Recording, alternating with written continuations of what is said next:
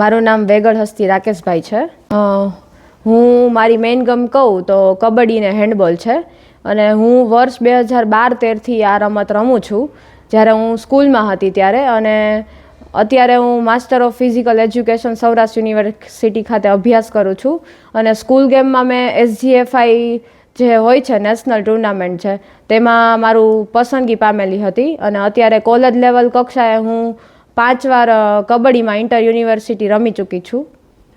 મારો એક ગોલ હતો કે મારે સ્પોર્ટ્સ ક્ષેત્રે આગળ વધવું છે, તો એમાં મારે સ્કૂલમાં જે મારા કોચ હતા તેનો એક મહત્ત્વનો ફાળો રહી ચૂક્યો છે કે એને જે સારા પ્લેયર્સો હતા તેની પાછળ એને મહેનત કરી અને અમને સારું પ્લેટફોર્મ મળી શકે તે માટે એને ડેઇલી પ્રેક્ટિસ કરાવી.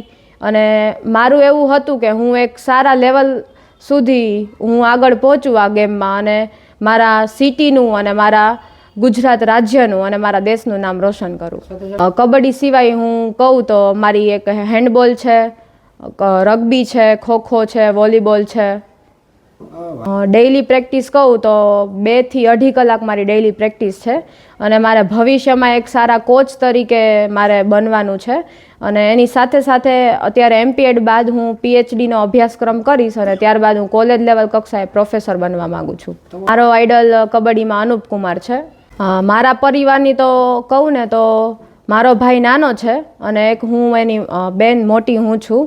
તો જે મારા ભાઈને જે પ્રોવાઈડ ફેસિલિટી કરે છે એટલી જ મને બધી છૂટછાટ છે અને મને ફેસિલિટી પ્રોવાઈડ કરે છે. મારા ઘરમાં એવું રાખ્યું જ નથી કે દીકરો છે અને દીકરી છે તો એને આ જગ્યાએ નહીં જવાનું, આટલા ટાઈમે નહીં જવાનું. જો મારા પરિવારનો સપોર્ટ ન હોત તો આજે આ સ્ટેજ ઉપર હું પહોંચી જ ન શકી હોત.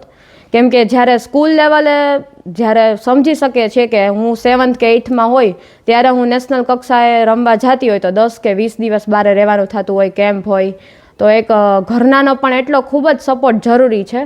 તો હું વિશ્વ મહિલા દિવસ તરીકે હું પેરેન્ટ્સને પણ કહેવા માગીશ કે તમે દીકરીને જે ફિલ્ડમાં એને રસ કે રુચિ હોય તો તેના ઉપર પૂરો ભરોસો મૂકી અને તેને જે ફિલ્ડમાં આગળ વધવું હોય તેને આગળ વધવા દે.